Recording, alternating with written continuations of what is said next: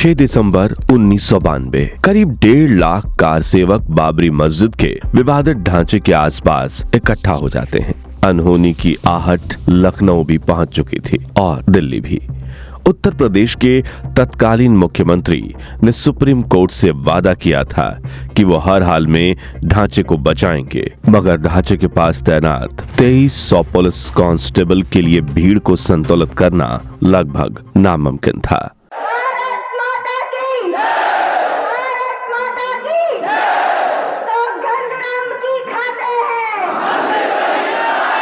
मंच से कई बड़े नेता भाषण दे रहे थे। समय बीत रहा था। इधर कार सेवकों का क्रोध बढ़ रहा था तो उधर दिल्ली में प्रधानमंत्री पीवी नरसिम्हा राव की धड़कनें।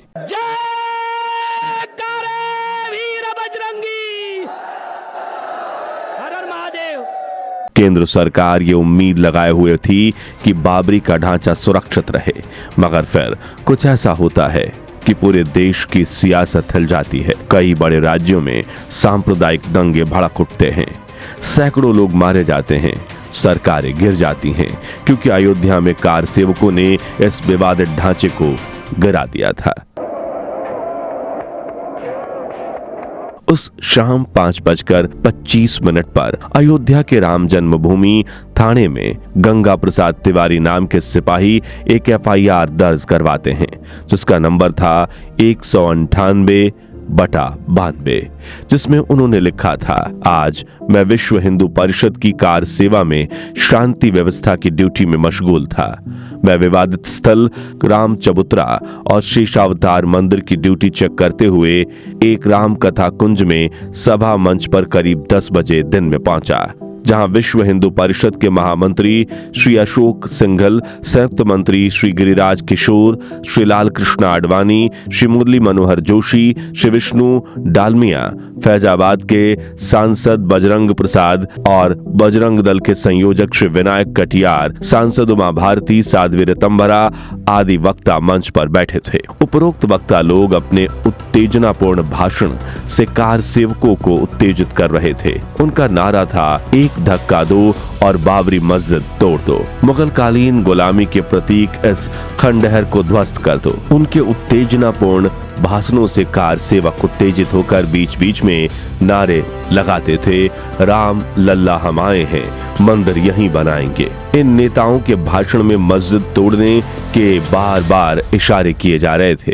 परिणाम स्वरूप लाखों कार सेवकों ने धावा बोलकर विवादित भवन को ढहा दिया, जिससे राष्ट्रीय एकता को गंभीर आघात पहुंचा है। उस घटना को मौके पर तैनात पुलिस और प्रशासनिक अधिकारियों के अतिरिक्त श्रोता, पत्रकार आदियों ने देखा और सुना है। अतः रिपोर्ट लिखकर आवश्यक कार्रवाई की जाए। और यहीं से शुरू हुई राम जन्मभूमि मंदिर बनवाने को लेकर सालों लंबी कानूनी लड़ाई, जो अगले 28 सालों तक चली। लेकिन 6 दिसंबर 1992 के दिन आखिर अयोध्या में क्या हुआ था?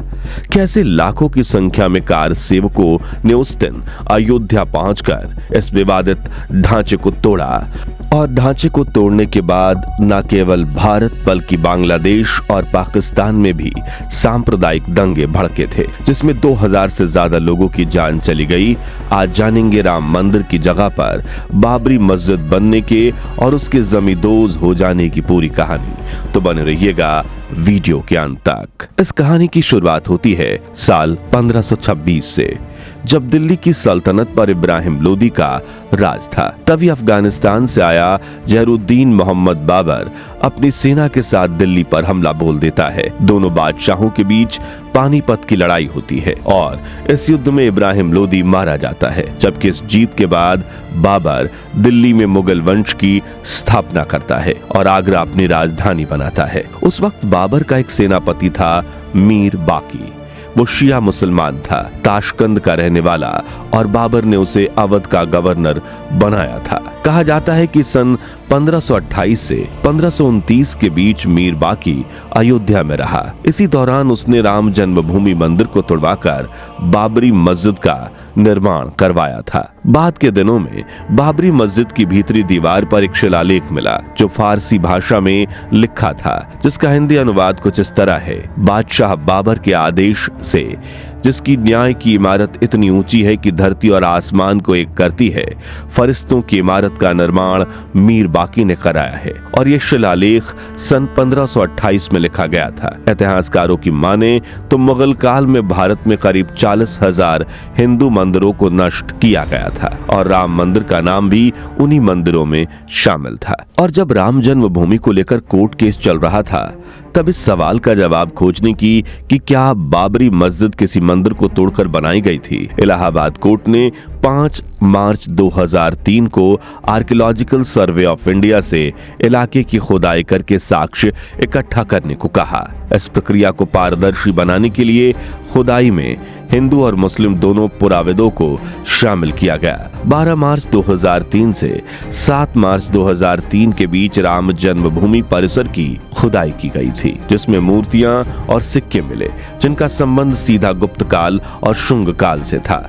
वहीं कई प्रतिमाएं मिली जिनका जिक्र हिंदू धर्म में मिलता है। मशहूर पत्रकार हेमंत शर्मा अपनी किताब युद्ध में अयोध्या लिखते हैं, 1528 में जब बाबर के सेनापति मीर बाकी ने इस ढांचे का निर्माण कराया, तभी से इस जमीन पर संघर्ष शुरू हो गया था। 1528 से लेकर 1731 तक यानी लगभग 200 साल हिंदू और मुसलमानों के बीच कुल 64 बार टकराव हुआ और इन टकरावों की वजह हमेशा एक ही थी, भगवान राम की जन्मभूमि। सन 1852 में अवध के अंतिम नवाब वाजिद अली शाह के शासन में पहली बार यहां मारपीट का आधिकारिक जिक्र मिलता है। उसके सिर्फ 3 साल बाद 1855 में एक बड़ा संघर्ष हुआ। नवाब की रिपोर्ट के मुताबिक 1200 हिंदुओं ने ढांचे को चारों तरफ से घेर लिया। फिर 1934 में एक बार फिर विशाल भीड़ बाबरी मस्जिद के तीनों गुंबद तोड़ने के इरादे से पहुंची। हालांकि उस समय फैजाबाद के अंग्रेज कलेक्टर ने हालत संभालते हुए इन गुंबदों की बाद में मरम्मत करवा दी। अगले कई दशकों तक इसी तरह संघर्ष चलता रहा। फिर आया 7 अप्रैल 1984 का दिन, जब हिंदू समूहों ने मिलकर दिल्ली में राम जन्मभूमि मुक्ति यज्ञ समिति बनाई, जिसके अध्यक्ष थे महंत अवैधनाथ, और समिति का उद्देश्य था बाबरी के विवादित ढांचे की जगह राम मंदिर का निर्माण करवाया जाए। समिति ने देश भर में यात्राएं निकाली और राम मंदिर का मुद्दा फैजाबाद यानी कि आज के अयोध्या से निकलकर राष्ट्रीय मुद्दा बन गया। समिति ने कई कानूनी लड़ाइयां भी लड़ी, मगर फिर आया जून 1989, जब हिमाचल प्रदेश के पालमपुर में बीजेपी की राष्ट्रीय कार्यकारिणी की एक महत्वपूर्ण बैठक हुई। यही वो प्रस्ताव पास किया जाता है जिसने भारतीय राजनीति की दिशा हमेशा के लिए बदल दी। इस प्रस्ताव में साफ कहा गया, राम मंदिर आस्था का प्रश्न है, अदालत इसका फैसला नहीं कर सकती।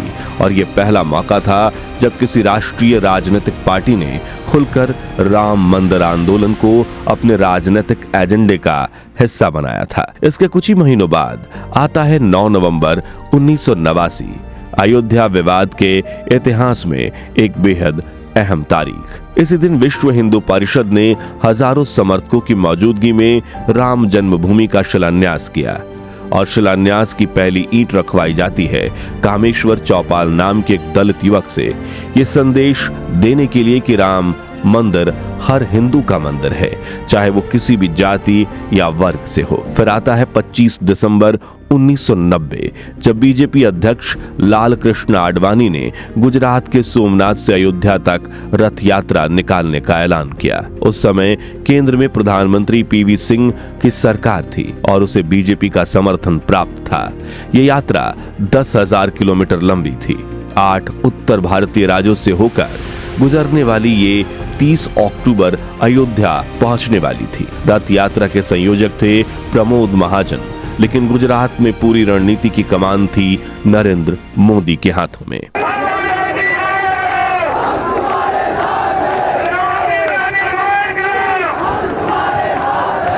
और फिर जैसे ही आडवाणी की रथ यात्रा बिहार की सीमा में दाखिल हुई, बिहार के मुख्यमंत्री लालू प्रसाद यादव ने बड़ा फैसला कर लिया। 23 अक्टूबर को समस्तीपुर में आडवाणी को गिरफ्तार कर लिया गया।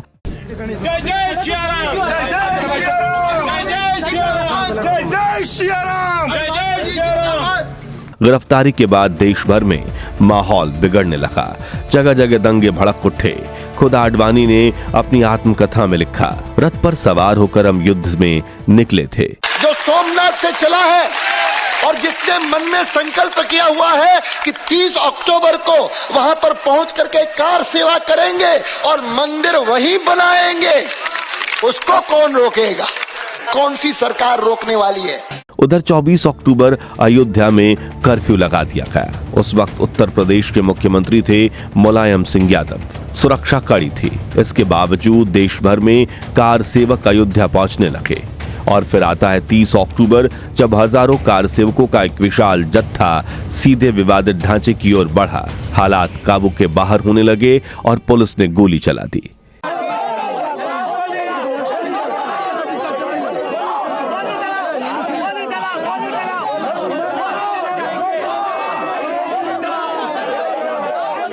सरकारी आंकड़े कहते हैं कि 17 कार सेवकों की जान गई, लेकिन बीजेपी और वीएचपी का दावा था कि 50 से भी ज्यादा कार सेवक शहीद हो चुके थे। कल्याण सिंह और देश भर में राम जन्मभूमि को लेकर आंदोलन तेज हो गए। पीछे राम बोलो, हो चहु दिशा हो राम बोलो। सन 1992 में हजारों की संख्या में कार सेवक अयोध्या पहुंच रहे थे। फिर आया 3 दिसंबर 1992 का दिन, जब 1 लाख से ज्यादा कार सेवक अयोध्या पहुंच जाते हैं। उत्तर प्रदेश के तत्कालीन मुख्यमंत्री ने सुप्रीम कोर्ट में वादा किया कि वो हर हाल में इस ढांचे को बचाएंगे, मगर अयोध्या में कुछ और ही चल रहा था। 4 दिसंबर के दिन विश्व हिंदू परिषद, शिव सेना और बजरंग दल के 2 लाख कार सेवक सरयू नदी के तट पर जमा हो चुके थे। बताया गया कि उनका मकसद सरयू से एक मुट्ठी बालू मिलाकर विवादित ढांचे के पास के गड्ढे में भरना था, लेकिन कार सेवकों की आवाज कुछ और ही कह रही थी। ऐसा है कि इस देश के अंदर हमने पहले ही माना है कि न्यायालयों की सीमा में हमारी आस्था का प्रश्न नहीं आता, इसलिए यहाँ कार सेवा विधिवत ढंग से उसी तरह शुरू की जा रही है। फिर आया 6 दिसंबर 1992 का दिन। दोपहर करीब 12 बजे मंच पर लाल कृष्ण आडवाणी भाषण दे रहे थे, लेकिन तभी अचानक हजारों कार सेवकों का एक विशाल जत्था बाबरी मस्जिद के विवादित ढांचे की ओर दौड़ पड़ा। आडवाणी मंच से बार बार अपील कर रहे थे, नीचे उतरिए, शांत हो जाइए, मगर गुस्से और जोश में डूबी भीड़ रुकने को तैयार नहीं थी। कुछ ही मिनटों में कार सेवक गुंबदों पर चढ़ चुके थे और लोहे की रॉड, गेंती और सरियों से ढांचे पर हमला शुरू कर दिया गया। सबसे पहले बाबरी की भीतरी दीवार ढाई गई। 3:45 बजे पहला गुंबद, 3:45 बजे दूसरा और 4:40 पर तीसरा और आखिरी गुंबद भी जमीन पर गिर चुका था। इस बीच कई बड़े नेता मंच से ओझल हो गए, लेकिन कुछ नेता अभी भी वहां मौजूद रहकर भीड़ को और उकसा रहे थे।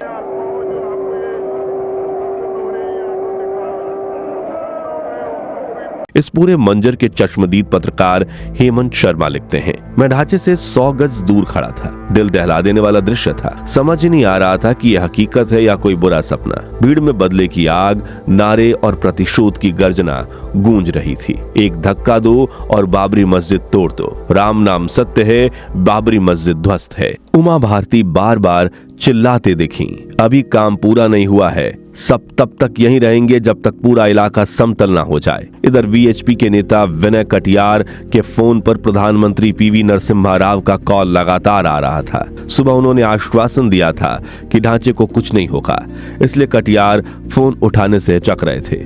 कुछ देर बाद जब फोन उठाया तो प्रधानमंत्री राव की रुंधी आवाज आई, जो हुआ अच्छा नहीं हुआ, पर अब मदद कीजिए, अयोध्या को कार सेवकों से खाली करवाइए। प्रधानमंत्री आवेश में थे, बेचैनी से टहलते हुए खुद से बातें कर रहे थे। हम बीजेपी से लड़ सकते हैं, लेकिन भगवान राम से कैसे लड़ेंगे? पूर्व राष्ट्रपति प्रणब मुखर्जी ने अपनी आत्मकथा में लिखा, बाबरी ढांचे को ना बचा पाना राव की सबसे बड़ी असफलता थी। उस दिन वे बुरी तरह से टूट गए थे। उधर लखनऊ में यूपी के मुख्यमंत्री कल्याण सिंह ने बिना देर किए मुख्यमंत्री पद से इस्तीफा दे दिया। बाद में एनडीटीवी को दिए एक इंटरव्यू में कल्याण सिंह ने कहा, मुझे कोई गम नहीं इस बात का, और ढांचे के टूटने का न मुझे कोई खेद है, न कोई पश्चाताप है, न कोई प्रायश्चित है। तो इसका मतलब no regret, no repentance, no sorrow, no grief.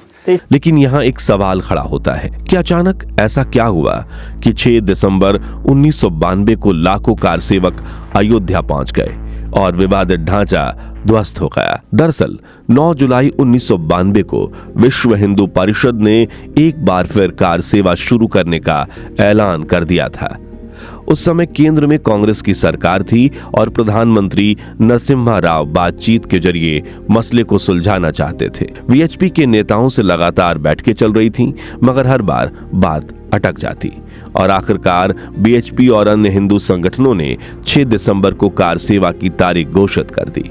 Vinay Katiyar, जो उस समय फैजाबाद के सांसद और बजरंग दल से जुड़े नेता थे, उन्होंने खुद प्रधानमंत्री को आश्वासन दिया था कि कार सेवा शांतिपूर्ण रहेगी और विवादित ढांचे को कोई नुकसान नहीं पहुंचेगा। इधर लाल कृष्ण आडवाणी और मुरली मनोहर जोशी वाराणसी और मथुरा से अपनी रथ यात्राएं शुरू कर चुके थे।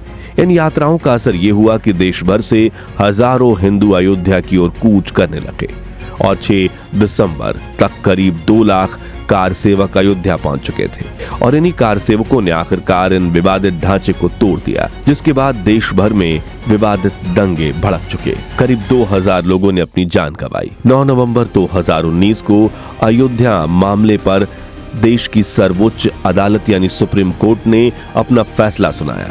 चीफ जस्टिस रंजन गोगोई की अगुवाई वाली 5 सदस्यीय संविधान पीठ ने सर्वसम्मति से यह फैसला सुनाया। इसके तहत अयोध्या को 2.77 एकड़ पूरी विवादित जमीन राम मंदिर निर्माण के लिए दे दी गई। चीफ जस्टिस ने कहा, ढाया गया ढांचा ही भगवान राम का जन्म स्थान है और हिंदुओं की आस्था निर्विवादित है। इसी तरह 500 सालों के संघर्ष के बाद हिंदुओं ने भगवान श्री राम को उनके अपने स्थान पर विराजमान किया। तो दोस्तों, 6 दिसंबर 1992 की इस घटना को लेकर आपकी राय क्या है, हमें कमेंट्स में बताइए। ये वीडियो अच्छा लगा हो तो इसे लाइक और शेयर करके 11,111 लाइक्स जरूर करवा दीजिए और भारत के इतिहास से जुड़े ऐसे ही किस्से कहानियां जानते रहने के लिए हमारे चैनल को सब्सक्राइब करके पास वाली घंटी जरूर बजा दीजिए। जय हिंद, जय भारत।